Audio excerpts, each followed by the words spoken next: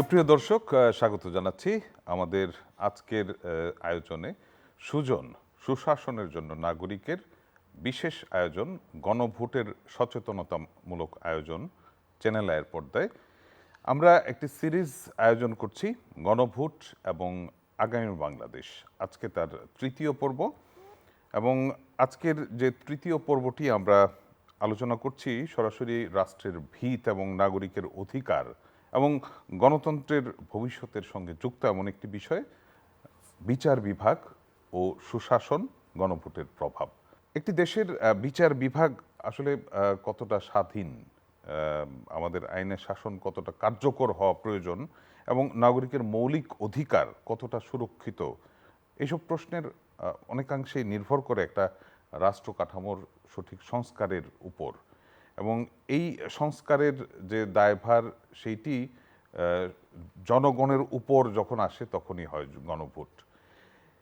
আজকে আমরা এই বিষয় নিয়ে এমন দুজন বিজ্ঞ ব্যক্তিত্বের সঙ্গে কথা বলবো যারা এই বিষয় নিয়ে বিস্তর জানেন। আমাদের মাঝে রয়েছেন যিনি নিজে একজন প্রতিষ্ঠান, ডক্টর দিলারা চৌধুরী, রাষ্ট্রবিজ্ঞানী, শিক্ষাবিদ এবং রাজনৈতিক বিশ্লেষক। আপনাকে স্বাগত আজকের আয়োজনে। এবং একই সঙ্গে আমাদের সঙ্গে রয়েছেন অ্যাডভোকেট আবু হেনা রাজ্জাকী, তিনি সিনিয়র আইনজীবী এবং সংবিধান বিশেষজ্ঞ। আপনাকেও স্বাগত জানাচ্ছি আজকের আয়োজনে। আমরা শুরু করতে চাই দিলারা চৌধুরী ম্যাম আপনাকে দিয়ে।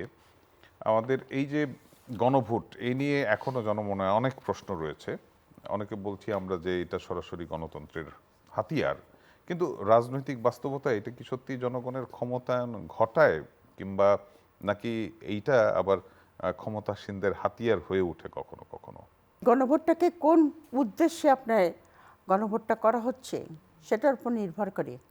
অনেক সময় দেখা যায় অনেক দেশের স্বৈরাচারী কোনো শাসক হয়তো গণভোটের মাধ্যমে নিজের যেটা আইনগত ভিত্তি সেটা তৈরি করে, কিন্তু বর্তমানে বাংলাদেশের প্রেক্ষিতে গণভোটটা যেটা হবে সেটা হলো জনগণের সরাসরি প্রত্যক্ষ অংশগ্রহণে তারা এই অভিমত ব্যক্ত করবেন যে আমরা জুলাই অভ্যুত্থানের ভিতরেই যে আপনার জনগণের আশা ভরসা, ছাত্র জনতা এবং বাংলাদেশের আমি মনে করব 90% 99% লোক তাদের সঙ্গে ছিল, যে আমরা একটা গণতান্ত্রিক রাষ্ট্র চাই এবং এই জনগণের রাষ্ট্র চাই, মানে তৃণমূল থেকে গণতন্ত্র প্রতিষ্ঠা হবে এবং একটা নতুন বাংলাদেশ চাই, নতুন রাজনৈতিক বন্দোবস্ত চাই।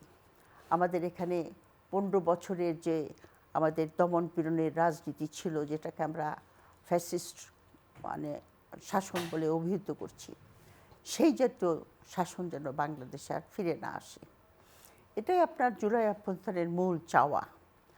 তো সেই আপনার উদ্দেশ্যে যে সমস্ত সংস্কারগুলি প্রয়োজন ছিল, মানে সংবিধান সংস্কার থেকে শুরু করে আমাদের বাংলাদেশের যে সমস্ত প্রতিষ্ঠানগুলি ছিল রাষ্ট্রের কাঠামোর, সব কিছু কিন্তু আমাদের দলীয়করণ হয়ে গেছে এবং বেশিরভাগ প্রতিষ্ঠানই আপনার কাজ করছে না সেভাবে, এবং এর ফাঁক ফোকর দিয়ে আপনার বাংলাদেশের দুর্নীতি একটা ভয়াবহ রূপ ধারণ করেছে। এবং এই দুর্নীতি এত ভয়াবহ যে আপনার যে ফুটপাতে বসে ফল বিক্রি করে, যার হয়তো দিনে 200 টাকা কি 300 টাকাই রোজগার করে, সেখান থেকেও আপনার দুর্নীতিগ্রস্ত পুলিশ কিংবা পাড়ার যারা আপনার চাঁদাবাজ, তারা তাদের কাছ থেকে এক্সটর্ট করে। এই যে অনেকগুলো বলছিলেন প্রতিষ্ঠান, সাংবিধানিক প্রতিষ্ঠান ঠিক মতো কাজ করেনি, দলীয়করণ হয়েছে, এই গণভোটের মাধ্যমে কি সেটির পরিবর্তন হবে? এটা তো আপনার যে সমস্ত সংস্কার আমরা যতখানি চেয়েছিলাম হয়তো সেটা হয় নাই বিভিন্ন কারণেই, কিন্তু যতটুকু হয়েছে সেইটুকু দিয়ে অন্তত আমরা জনগণের প্রত্যক্ষ ভোটে জনগণ বলবে যে আমরা এই সংস্কারগুলি চাই। কারণ এই সংস্কারগুলি না হলে আমরা যে বাংলাদেশের স্বপ্ন দেখেছিলাম সেই বাংলাদেশ আমাদের কাছে প্রতিষ্ঠিত হবে না। এটাই জনগণকে বুঝাতে হবে যে আমাদের গণভোটটা হলো আমাদের প্রত্যক্ষ ভোট, মানে আমাদের কোনো প্রতিনিধিত্ব না কিন্তু, এবং গণভোটের উপরে কিন্তু আর কোনো ভোট নাই, এটা ফাইনাল। এই সরকারের গুরুত্বপূর্ণ 3টি দায়িত্ব ছিল: সংস্কার, নির্বাচন যেটি হতে যাচ্ছে এবং বিচারের কাজ কিছুটা হচ্ছে, রক্তের উপর দাঁড়িয়ে যে সংস্কারগুলোর জন্য এই গণভোটের আয়োজন, আপনি কি মনে করেন সেটি বিচার বিভাগের স্বাধীনতার ক্ষেত্রে কিংবা বিচার দোরগোড়ায় পৌঁছানোর ক্ষেত্রে আসলে কতখানি ভূমিকা রাখবে? নির্বাচন কমিশন কিন্তু একটা সাংবিধানিক প্রতিষ্ঠান। নির্বাচন কমিশনের প্রতিটা কাজ করতে হবে সংবিধানের আলোকে, এবং কাজগুলো করার আগে তাকে বলতে হবে আমি সংবিধানের এই অনুচ্ছেদ মোতাবেক করছি। নির্বাচন কমিশন যে এবার যে তফসিল ঘোষণা করছে, আপনি সেই বক্তব্যটা, ভাষণটা শুনেছেন? শুনেছেন। সেখানে কি কোথাও বলছে যে গণপ্রজাতন্ত্রী বাংলাদেশ সংবিধানের এত নম্বর অনুচ্ছেদ মোতাবেক আমি নির্বাচনী তফসিল ঘোষণা করছি? আমি নিশ্চিত করে বলে দিচ্ছি আপনি শুনেননি। আপনাকে বলতে হবে না? এখান থেকে যদি, এই কোম্পানির থেকে যদি আমি আপনার চাকরিচ্যুত করতে চাই, তাও বলতে হবে যে এই কোম্পানির এই আইনের এই সাব ক্লজ মোতাবেক আপনাকে চাকরিচ্যুত, ইট ইজ ম্যান্ডেটরি, আপনাকে বলতেই হবে। আপনি বলেননি, তাহলে আপনি কোন আইনে নির্বাচনটা করতেছেন? যদি বলেন সংবিধান যেটা আছে এক্সিস্টিং, তর্কের খাতিরে মাইনে নিলাম, সেই মোতাবেক যদি করেন, তাহলে সংসদ যেদিন ভেঙে যাবে সেদিন থেকে 90 দিনের মধ্যে, তারপরে কোনো পরিস্থিতি খারাপ হলে আরও 90 দিন, তারপরে কি সংবিধানে বলা আছে যেদিন মন চায় সেদিন করেন? নাই তো, নাই তো। তাহলে আপনি 26 ফেব্রুয়ারিতে নির্বাচন দিচ্ছেন কি হিসাবে? আবার ওই সংবিধান যদি ফলো করেন, মেয়াদ শেষ 29-এ দেন। আমি কিন্তু সেই ডিবেটগুলো রাখছি। আপনি নির্বাচন কমিশনকে ক্লিয়ার করতে, আপনি করেননি, 1 নম্বর। 2 নম্বর, নির্বাচন কমিশন এমন কিছু আচরণ করছেন যে নির্বাচন কথাটা লেখা থাকলেই সেটার মালিক সে। কেন বলছি? চিবিয়ে চিবিয়ে বহু দায়িত্বশীল দলের লোকেরা বলেছে বিশ্ববিদ্যালয়ের নির্বাচন হলে তার কোনো প্রভাব জাতীয় রাজনীতিতে পড়ে না। তাহলে শাহজালাল বিশ্ববিদ্যালয়ের নির্বাচন উনি বন্ধ করে দিলেন কার ইশারায়? ওই নির্বাচনের মালিক তো উনি না। কি বলছে? যে জাতীয় নির্বাচনে এবং গণভোটের আগে আর কোনো নির্বাচন হবে না। হ্যাঁ, এই নির্বাচনের মালিক কি উনি? এই নির্বাচনে কি ডিসিএসপি ব্যবহার হবে? এই নির্বাচনে কি ইউএনও ব্যবহার হবে? তার মানে কি? নিশ্চয়ই একটা স্বায়ত্তশাসিত প্রতিষ্ঠান, সেখানে তো। এরপরে চিঠিতে কি লিখছে নির্বাচন বন্ধ করার জন্য? বলছে জাতীয় সংসদ নির্বাচন এবং গণভোটের কার্যক্রমের যাতে প্রভাব বিস্তার না হয়। তার মানে কি বিশ্ববিদ্যালয় নির্বাচনে এখানে একটা প্রভাব পড়তো হয়তোবা। তাহলে আপনি এটাকে বলে বন্ধ করলেন কেন? যেটা আপনার অধিকার নাই, রাইট নাই, সেটা যখন বন্ধ করে দেন এবং কোন আইনে নির্বাচন দিয়েছেন সেটা যখন আপনি প্রকাশ করেন নাই, আপনি কিভাবে আইনের ক্লেম করবেন? নির্বাচন এটা কি নির্বাচন কমিশনই কি বন্ধ করেছে? অফকোর্স সে চিঠি দিছে। কি বন্ধ করেছে? উনি বন্ধ করেছে। আপনি বেআইনিভাবে এগুচ্ছেন। সংবিধানের কথা বলি এখন। সংবিধানে কি আমার বর্তমান সংবিধান যেটার দোহাই দিয়ে লাফাচ্ছেন সবাই, ওটাই কি তত্ত্বাবধায়ক সরকারের কথা বলা আছে? নাই। অন্তর্বর্তীকালীন সরকারের কথা বলা আছে? নাই। বলা আছে নির্বাচিত সরকার থাকবে, মেয়াদ শেষ হওয়ার আবার 3 মাস আগে সংসদ নির্বাচন করবে এবং ওয়ান আফটার অ্যানাদার স্টার্ট হবে। মানে ক্ষমতার লোভ কত! ওয়ান আফটার অ্যানাদার, একটা মেয়াদ শেষ হবে আর একটা অটো চালু হবে। তো ওই সংবিধান আপনি ঢুকবেন কেমনে? আপনি তো ঢুকতে পারেন না এই সংবিধানে। এখন আসেন, সেই জটিলতার থেকে আমরা চলে গেলাম সংস্কার, বিচার, তারপরে নির্বাচন। এই জায়গাটায় আমরা আসলাম। রাজনীতিবিদরা কিন্তু এই সরকারকে অথর্ব, অপদার্থ অনেক কিছু বলছে, কিন্তু 8 মাস তার পিছনে পিছনে ঘুরেছে এবং 8 মাসে তারা ঐক্যমত্যে আসতে পারেনি। পারলে তো আর ইউনূস সাহেবের লাগে না। ফর এক্সাম্পল, আপনি দায়িত্ব দিলেন আমাদের দুইজনকে, তোমরা দুইজন একটা বিষয়ে একমত হয়ে আসো, তাইলে আমরা সলভ করব। আমরা দুইজন যদি একমত হয়ে আসি, তার পরদিন সকালটা আপনার বিদায়। জুলাই সনদের মধ্যে তো সবাই স্বাক্ষর করেছেন, সেটা তো ঐক্যমত্যের আমি ভিত্তিতেই করেছেন। সেই জায়গাটা আসতেছে, 8 মাস লাগতেছে কেন? 1 নম্বর, 8 মাস পরে যখন আপনি আইনি ভিত্তি যদি অ্যাবসলিউট টার্মে সবাই দিয়ে দিতে পারতেন, তাহলে কি গণভোট লাগতো? আপনি আসতে পারেন নাই বলি তো দ্বিমত আছে, এইটা মানি তো ওইটা মানি না, ওইটা মানি তো ওইটা মানি না, তাই তো গণভোটের প্রশ্ন আসছে। আবার গণভোটের প্রশ্ন যখন আসছে, তখন প্রশ্ন হচ্ছে আগে না পরে। এক দল বলছে আমরা নির্বাচনের আগে চাই, আর এক দল বলছে কি নির্বাচনের দিনে চাই।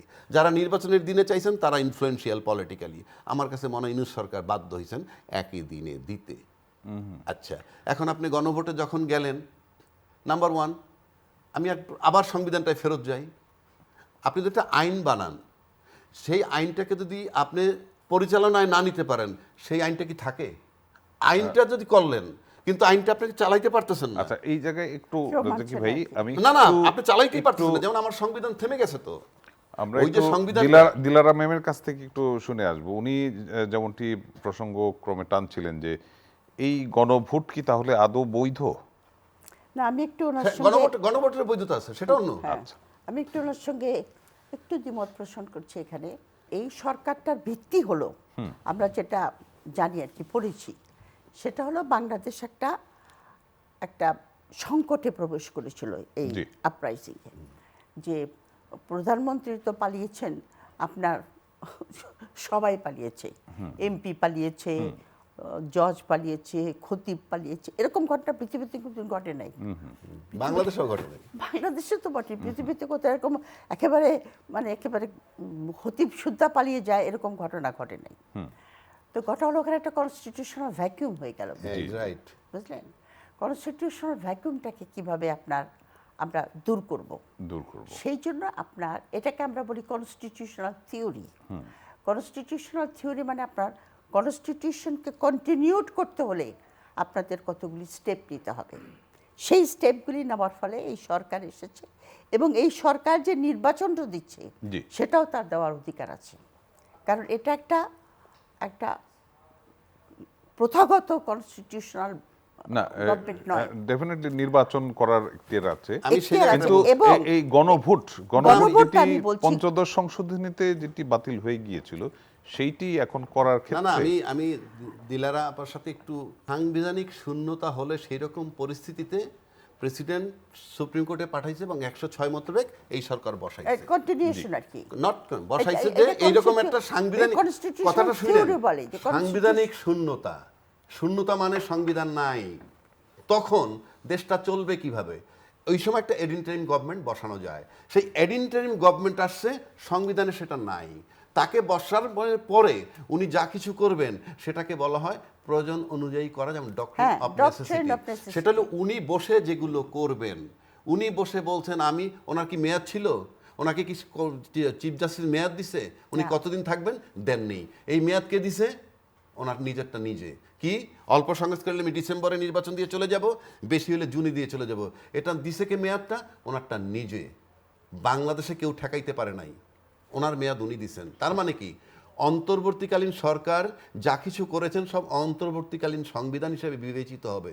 যার জন্য আমি বলে আসছি, বারবার করে বলে আসছি, জুলাই ঘোষণাপত্র যেদিন হইল তারপরে আমরা চিৎকার করে বলেছি ওটাকে সংশোধন করেন, ওখানে লেখেন যে এই সরকারের নাম হবে অন্তর্বর্তীকালীন সরকার, এই সরকারের মেয়াদ হবে 8ই আগস্ট 2024 থেকে 30শে জুন 2026 পর্যন্ত, এবং এই মেয়াদের মধ্যে উনি নির্বাচন কমিশন নিয়োগ দিবেন, এই মেয়াদের মধ্যে উনি নির্বাচন করে যাবেন। এটাকে বলে ঘোষণাপত্র, ওটাই হবে সংবিধান। এই গলদ রেখে গেছে এক। আর ওই সংবিধান তো অচল, আমি বলে দিচ্ছি আপনাকে। এখন আসেন গণভোট। গণভোটটা হলো ডিজায়ার অফ দ্য পিপল। আপনি যে কোনো ফর্মই আনেন না কেন, আপনি একটা পর্যায়ে গণভোটের শব্দটা আসলো, এই যে আসলো তখন আপনি গণভোট করতে পারেন। কেন পারবেন? Desire of the people. এখন ডিজায়ার অফ দ্য পিপল কিভাবে? পার্টি রিপ্রেজেন্ট করছে ওখানে বিভিন্ন দলের যারা। না, এটা কি ডিজায়ার অফ দ্য পিপল নাকি মানে Consent of the people। গুরুত্বপূর্ণ না, সাংবিধানিক consent, কোনো কনসেন্ট, সেই কনসেন্টটা হইলো কিভাবে সেটাও বলি। সম্মতিটা দিবে যেহেতু- জনগণ। আপনার যে সাংবিধানিক যে সমস্ত, বিশেষ করে হ্যাঁ, সাংবিধানিক সংস্কার যেটা করেছে, যেহেতু 8 আপনি মাস যখনই সাংবিধানিক সংস্কার করেন না কেন, বড় আকারের পরিবর্তন করতে বড় গেলেই তো আকারের পরিবর্তন আপনার- অথবা নতুন কনস্টিটিউশন জি, লেখেন না কেন, এটা আপনার জনগণের প্রত্যক্ষ সেটাই ভোটে বলছি। ওটার অ্যাপ্রুভাল লাগে। approval এখন লাগে। জনগণ এবং যখন- সেই কারণেই এবং নিঃসন্দেহে জনগণ- সেই কারণে গণভোটের- গণভোটটা এখন দেওয়া হয়েছে। জনগণ তো আপনি 18 কোটি লোক ওখানে নিতে পারবেন না, তাই জনগণের প্রতিনিধি ওখানে নিছে। এবং সেখানে কিন্তু গ্যাপও আছে। কেন গ্যাপ আছে বলেন? ওখানে দলবিহীন ভোটার যেমন আছে, তাদের প্রতিনিধিত্ব নাই, অর্থাৎ সুশীল সমাজ ছিল না, মিডিয়া থেকে ছিল না, বিজনেস কমিউনিটিতে ছিল না, শ্রমিক শ্রেণীর থেকে ছিল না, থাকা উচিত ছিল। তো সব কিছু মিলে আপনি আনতে পারতেন, ঠিক আছে, আনেন নাই যখন। তারপর যখন ঐক্যমত মানে হয়েছে, সেটা আনলে কি এত মানে এরপর তো অনেকদিন সময় চলে গেছে, এত চলে অল্প গেছে, সময় কি এই হইতো? দায়টা আপনি কাকে দিবেন? আচ্ছা, না, এটা না, আমাদের ব্যর্থতা। আপনার গণভোটটা এই কারণেই প্রয়োজন হয়ে পড়েছে, আমার বিশ্বাস, আমার মতে, যে পলিটিক্যাল পার্টিগুলি আপনার ঐক্যমত হয় নাই। সেটাই আপনার প্রথম থেকে যদি তারা ঐক্যমত হতো, লাগতো না। তাহলে তো প্রফেসর ইউনূসের এই প্রসেসের ভিতরে যেতে হতো না। যেতে হতো। ওনার এই প্রসেসের ভিতরে যেতে হয়েছে এই কারণে যে পলিটিক্যাল পার্টিগুলি একমত হয়নি। যে না, আমরা আমরা যেটা দেখেছি যে মেজরিটি জায়গায় 33টার মধ্যে কোনোটায় 31 জন রাজনৈতিক দল ঐক্যমত্যে এসেছে, কারো কারো নোট অফ ডিসেন্ট রয়েছে। মোস্ট অফ দ্য ক্ষেত্রে দেখেছি যে এইরকম ভাবেই গিয়েছে। না, কিন্তু অনেকগুলি গুরুত্বপূর্ণ সাংবিধানিক সংস্কারের ব্যাপারে নোট অফ ডিসেন্ট যে ভাইটাল এই জিনিসগুলা গুরুত্বপূর্ণ নোট অফ ডিসেন্টগুলি কিন্তু আপনার এই গণভোটের পরেও থেকে যাবে। তা ঠিক আছে, আমরা মেনে নিলাম, কিন্তু এখন যে সমস্ত সংস্কারগুলি হয়েছে সংবিধানে, আমাদের ইতিহাস বলে, অনেক সময় আমরা শুনি যে একটা বৃহৎ রাজনৈতিক দল অনেকবার বলেছেন গণভোটের কি দরকার, পার্লামেন্ট সব কিছু ডিসাইড করবে, পার্লামেন্ট হলো আপনার নো। আপনি সংবিধান নিয়ে যখন কথা বলেন তখন parliament is not the body, supreme body. Supreme body হলো কনসেন্ট অফ দি পিপল। সেই জন্যে আপনার গণভোটের প্রয়োজন। প্রার্থনা করেছিলাম যে গণভোটটা যেন আগে হয়, আগে হলে পরে আপনার ওই জুলাইয়ের ভিত্তিটা এসেছে। তো তখন যে নির্বাচনটা হতো তখন কিন্তু এই জুলাইয়ের ভিত্তিতেই হতো, সেখানে তারা বাইন্ডিং হতো। এখন আমরা যেটা দেখেছি যে আপনার রাজনৈতিক দলগুলি তাদের কথা রাখে না। 91-এ আমরা দেখেছি বিশাল আপনার সংস্কারের 3 ভলিউম তৈরি করে দেওয়া হয়েছিল, এই 3 দল ঐক্যবদ্ধভাবে দেওয়া হয়েছিল, কিন্তু যারা ক্ষমতায় এসেছে পর পর পর পর পর কোনো দলই সেই প্রতিজ্ঞা রাখে নাই। সুতরাং এবার আমাদের এত রক্তক্ষয়, এত মানুষের জীবন চলে গেছে, এত ছোট ছোট বাচ্চাদের জীবন চলে গেছে, আপনার এত মানুষ, এই যে আপনার মুক্তিযুদ্ধের পরে আর মানুষ কিন্তু বাংলাদেশে এত ক্ষতি আমাদের হয় নাই, যেটা আমরা চোখে দেখেছি। ডিজিটাল আজকাল বাংলা, আমরা তো মুক্তিযুদ্ধ দেখি নাই, পড়েছি, কিন্তু মানে ভিজুয়াল না, এটা ভিজুয়াল। সুতরাং এটা কিন্তু বাংলাদেশের একেবারে আমি বলবো জাতিগতভাবে আমাদের অন্তরে এটা ঢুকেছে যে এই স্যাক্রিফাইসের মূল্য আমাদেরকে দিতেই হবে। এবং সুতরাং যদিও সংস্কারটা যদি আরও বেশি কম্প্রিহেন্সিভ হতো, হয় নাই, কিন্তু আমার কথা হলো এটার গণভোটের ভিত্তি দরকার। সুতরাং জনগণের প্রতি আহ্বান থাকবে যে তারা যদি সংস্কার চায়, যে একটা নতুন যেমন ধরেন ব্যুরোক্রেসির সংস্কার, আমলাদের কথা আমরা বলি না, কিন্তু বাংলাদেশের দুর্নীতির আখড়া হলো আপনার ইয়েতে আমলাদের ভিতরে।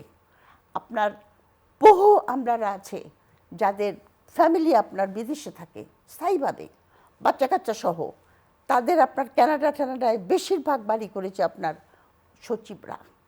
তো এই যে দুর্নীতি, এই দুর্নীতি আমার জীবনকে এফেক্ট করে। তো সেই রকম বাংলাদেশ তো আমরা চাই না, সংস্কার দরকার। সুতরাং বাংলাদেশের লোকরা যদি, জনগণ যদি মনে করে সংস্কারের থ্রুতে যেখানে দুর্নীতি দূর করার বন্দোবস্ত হবে, সংবিধানের মধ্যে যে সমস্ত চেকস অ্যান্ড ব্যালেন্সের প্রশ্ন এসেছে তাতে একজন আপনার ফ্যাসিস্ট হয়ে ওঠার সম্ভাবনা থাকবে না, সরকারকে আপনার জবাবদিহিতামূলকদের ভিতরে রাখা হবে, সরকারের সঙ্গে সঙ্গে সরকারের অন্য প্রতিষ্ঠানগুলিকে আপনার জবাবদিহিতার মুখে রাখতে হবে, সাংবিধানিক যে পদগুলি আছে সেই পদগুলি যাতে তারা স্বাধীনভাবে কাজ করতে পারে। যেমন ন্যায়পাল তো আমাদের দেশে কোনোদিন করাই হয়নি, এবারের প্রস্তাবনায় এসেছে। এই ন্যায়পাল আপনি দেখেন, এই আমলাদেরকে কিন্তু বলা হয়েছিল, প্রফেসর ইউনূসের সরকার কিন্তু আমলাদেরকে বলেছিল যে তোমাদের সম্পত্তি ডিক্লারেশন দাও, ঘোষণা দাও, দেয় নাই, তারা দেয় নাই। পুলিশ স্বরাষ্ট্র মন্ত্রণালয়ের ভিতরে থেকে যেভাবে আপনার মানুষের উপর নিপীড়ন নির্যাতন চেতে, তার থেকে কি বাংলাদেশের লোকরা মুক্তি চায় না? জি, পুলিশের সংস্কারের বিষয়টিও তো এসেছে। গণভোটটা হ্যাঁ করা আমাদের জন্য জরুরি। ওকে, আচ্ছা, এখন আমি যে বিষয়টা এখানে বলতে চাচ্ছি আপনাকে, আপনার কাছেই আসছি। জি বলেন। আপনি যদি গণভোটটা হাতও করতেই হবে, উনি তো বলছে হাতে ভোট দিতে, আমি বলি জনগণের করতেই হবে। যদি বলেন জনগণ বোঝে না, বুলশিট, এগুলা জনগণকে চিট করে পলিটিশিয়ানরা। কেন বলছি জনগণের এত বোঝার, জনগণ কি সংবিধান বোঝে? জনগণ বাঙালি জাতীয়তাবাদ বোঝে? কিচ্ছু বোঝে না। জনগণের বোঝার দরকার নাই। হা ভোট দেন, আমরা বলতেছি হা ভোট দিলে ফেসিবাদ তৈরি হবে। জনগণ কি আসলেই বোঝে না? এগুলা মানুষ বলে, আমি বলি, আমরা বলি না, কারণ আমরা চলে ফিরে দেখি। একেবারে রিকশাওয়ালা এখন বোঝে, আগের থেকেও অনেক সচেতন হয়েছে। না, হয়তো এই টার্মগুলা বোঝে না, বাট গণভোট নিয়ে যারা অপোজ করতেছে তাদের সম্পর্কে জনগণের বিরূপ মনোভাব আছে। সুতরাং তোমরা যখন বলতেছো গণভোটে না দাও, তার মানে গণভোটে হা দিতে হবে। আমি বুঝাইতে পারছি? না, তবে হ্যাঁ, এই যে আপনি এত বোঝার দরকার নাই জনগণের, আমরা জনগণের এত বোঝারই দরকার নাই। কারণ এই যে কয় না চাঁদাবাজি করে, আমি এক টকশোতে বলছিলাম চাঁদাবাজি কে করে আমি জানি না, কিন্তু চাঁদা যার কাছ থেকে নেয় সে জানে কে নেয়। সুতরাং গণভোটে যারা অপোজ করতেছে, এখন যারা এখন সবশেষে লাস্ট মুহূর্তে আরও একটা দল এসে গেছে, বড় দলটা, সেও এসে বলতেছেন হা দাও। তার মানে এই পর্যন্ত যারা না করতেছিল জনগণ বুঝতেছিল হাতে দিতে হবে। আপনি না করার জনগণের এর বেশি বোঝার দরকার নাই, আমি বললাম তো এর বেশি বোঝার দরকার নাই। এই জন্য আমি বলছি, এক। দুই হচ্ছে, আপনি যদি গণভোটে না পাশ করান, পাশ করানোর পর জটিলতা আবার বলি, আজকে গণভোট পাশ হয়ে গেল, সংসদটা চলবে কিভাবে? এক্স্যাক্টলি এই সংসদটা পাস হয়ে যাওয়ার পরে চলবে কিভাবে? কোন ইয়ের কোন বলে সংবিধানে চলবে? সংবিধানে চলবে? ওই সংবিধানে তো ফেব্রুয়ারি 26-এ নির্বাচন নাই। আচ্ছা, আপনি তাহলে কোন নির্বাচন করছেন? এটা কোন আইনে? আমি বলতেছি বাঁচার জন্য, নাহলে সবাই বিপদগ্রস্ত হবে। তাদেরকে প্রথমে গণভোটের মোতাবেক সংশোধনী আনতে হবে যত দ্রুত সম্ভব, তারপরে ওইটার ভিতরে তারা ঢুকবে। সেটা তো তারা 180 দিনের মধ্যে 180 দিনের মধ্যে না, আমি তো মনে করি 30 দিনের মধ্যে করতে হবে। আপনি 180 দিন যে করবেন, এই 180 দিন সংসদ কি হবে? এই 180 দিন সংসদ কিভাবে চালাবেন? আপনি ওই ইয়েটা, ওই সংবিধান তো স্টপ, ফুল স্টপ। ওই সংবিধানে বলা নাই পালায় গেলে কি হবে। It is of, it is just of. আমি বললাম তো যে 180 দিন সর্বোচ্চ ছিল, ওর ভিতরে আপনি নির্বাচন করেননি। আপনি ফেব্রুয়ারি 26-এ নির্বাচন দিয়েছেন, সেটা আমাকে ওই সংবিধানটা থেকে দেখাইতে পারবেন কেউ? যে দেখাইতে পারবেন এখানে 26শে ফেব্রুয়ারিতে আমি নির্বাচন দিতে পারি? ইলেকশনের পরই জাতীয় সংসদের মাধ্যমে সংসদ নির্বাচনে সংখ্যাগরিষ্ঠ দল নিশ্চয়ই ক্ষমতায় যাবে। ক্ষমতায় যাবে গ্রহণ করবে কিভাবে? তারা কিভাবে? আপনি কি চালাবেন গিয়া? না, কিন্তু যদি এটা গণপরিষদ আচ্ছা, হিসেবে হ্যাঁ, না না এই বিষয়টা একটু কিন্তু আপনাদের যদি কাছে ক্লিয়ার হতে চাই। আমি জি, জুলাই ম্যাডাম। সনদে গণপরিষদের কথা তো আছে যে 180 দিন পর্যন্ত গণপরিষদ হিসাবে এটা কনসিডার করা। আমরা একদমই না, যদি আচ্ছা, আমি আপনি ওই বলছি, 180 দিন না, যদি নেন, ওইটা তখন কি হবে? না, না, গণপরিষদ হিসেবে কাজ না, করবে না, কিনা আমি শুধু? বলছি একটু গণপরিষদ মানে হলো আপনার দুইটা কাজই করে। তারা সংবিধানও ইয়ে করে, তারা আবার গভর্নমেন্টও চালায়। তখন গণপরিষদে হয় কি আপনার ইউজুয়ালি যেটা প্র্যাকটিস দুনিয়াভর, তারা গণপরিষদের একজন চেয়ারম্যান নিযুক্ত করে। তার কাজ হলো সংবিধান দেখা। আবার তারা একজন প্রাইম মিনিস্টারও ইলেক্ট করে, যিনি আপনার মেজরিটি পার্টি। সে আপনার একটা গভর্নমেন্ট ফর্ম করে, তার ক্যাবিনেট থাকে, সব কিছু থাকে, সে আপনার অ্যাডমিনিস্ট্রেশনটা চালায়। জি, তারপরে এটা যখন সমস্ত ইয়েটা হয়ে গেল কনস্টিটিউশন, আমাদের এখানে আবার গণভোট হবে কিনা আমি জানি না, তবে যখন আপনার সাংবিধানিক সমস্ত কার্যক্রম সম্পূর্ণ হলো, তখন আপনার ওইটার ভিত্তিতে, ওই সংবিধানের ভিত্তিতে আবার আমি প্রসিডিউরটা বলছি, ইউজুয়াল প্রসিডিউর, একটা গণভোট হয়। কিন্তু আমাদের এখানে গণভোটটা আমরা আগে আমাদের করে নিয়েছি। 70-এর নির্বাচনের দিকে আমরা তাকাই, কিন্তু এখানে দুই আমাদের রকমের আমরা দুই একদমই রকমের আচ্ছা, সংখ্যা। 70-এর নির্বাচনে শেষ কি- সময় হ্যাঁ, আছে। হ্যাঁ, 70-এর জি, নির্বাচনে এক কি মিনিটের হয়েছিল? মধ্যে 70-এর রাত নির্বাচনে থেকে কি বলি। হয়েছিল? আমরা কি সুশাসন পাবো কিনা? রাখেন, ওই এমপিরা গণপরিষদ হিসাবে ছিল, গণপরিষদ হিসেবে একটা সংবিধান বানানোর পরে ওটাকে বিলুপ্ত করছে ওই ব্যক্তিরাই, তারপরে তার সংসদ সদস্য হিসেবে ওত নিছেন। এট এ টাইম আপনি পারবেন না। গণপরিষদ যদি করেন, গণপরিষদ হিসেবে সংবিধানটা ওই সংস্কারটা করার পর তারপরে আপনার এইটা সংবিধান হয়ে গেল, তারপর আপনি ওত নিবেন সংসদ সদস্য হিসেবে। সেটা এইটাই হলো- গ্রামার। কিন্তু সেটা- আমরা না, যেটা না, শুনেছি যে কিন্তু একই সঙ্গে দুইটি আপনি দেখেন, এটা আসুক। নেপালে তো আপনার গণপরিষদ হয়েছে। জি, গণপরিষদে তারা একজন চেয়ারম্যান করেছে, যিনি খালি ওই কনস্টিটিউশনাল ম্যাটার নিয়ে একটা তাদের কোঅর্ডিনেটর বা স্পিকার হিসেবে কাজ করেছে, কিন্তু তারা গভর্নমেন্টও ফর্ম করেছে। আপনার প্রথম প্রাইম মিনিস্টার ছিল না, এইটার প্রচন্ড। ক্ষেত্রে নেপালেরটা কিন্তু বলা ছিল কি জানেন? সাংবিধানিক কোনো- নেপালেরটা বলা ছিল তারা নির্বাচনই করবে, একেবারে ভেরি ফার্স্ট ডে বলছে চলে যাবেন, এরা দায়িত্ব না, না। নেবেন এবং আপনারা নেপালে- নির্বাচন করবেন। নেপালে করেছে কারণ তারা গণপরিষদটাই প্রথমে ফর্ম করেছে। এই বলছি, তাদের তো এখানে আমরা ম্যান্ডেটই কিন্তু- ছিল আপনি এই এখানে আমরা নির্দিষ্ট কিন্তু সময় পরে নির্বাচন করে চলে যাবেন। গণপরিষদের কথা বলছি পরে। সুতরাং এখানে একটুখানি জটিলতা আছে। জটিলতা আছে, সেটা তো জটিলতা বলছি। আছে। আমি বলছি না যে পুরোপুরি এটাকে একেবারে বলবো যে না, তাহলে সরকার কোথা থেকে আসবে। সরকার আসতে পারে। আপনারা আমাদের এখানে অনেক জটিলতার সৃষ্টি হয়েছে। যাই হোক, মানে আমরা consequence-এর জন্য। মনে হয় খুব ঋদ্ধ একটি আলোচনা শেষ করলাম, যদিও বেশ কিছু প্রশ্ন এখনো রয়ে গেছে। আমরা চেষ্টা করব আগামী পর্বে আয়োজনের মাধ্যমেই সেই প্রশ্নগুলোর উত্তর দিতে। শুধু দর্শক মণ্ডলী, আমাদের সঙ্গে ছিলেন ডক্টর দিলারা চৌধুরী এবং অ্যাডভোকেট আবু হেনা রাজ্জাকি সাহেব। আপনাদের দুজনকে ধন্যবাদ আলোচনায় যুক্ত হওয়ার জন্য। আমরা চাচ্ছি গণভোট বিষয়ে জনগণকে সচেতন করতে, এবং এই সচেতনতার মধ্য দিয়ে জনগণ তার নিজের রায়টি এইখানে প্রতিফলিত করবে, এবং সত্যিকার অর্থেই আমরা চাই একটি আগামীর সুন্দর বাংলাদেশ, যেইটি আপনার ভোটের শক্তিতে করা। ধন্যবাদ আপনাদের সবাইকে, ভালো থাকবেন, সুস্থ থাকবেন।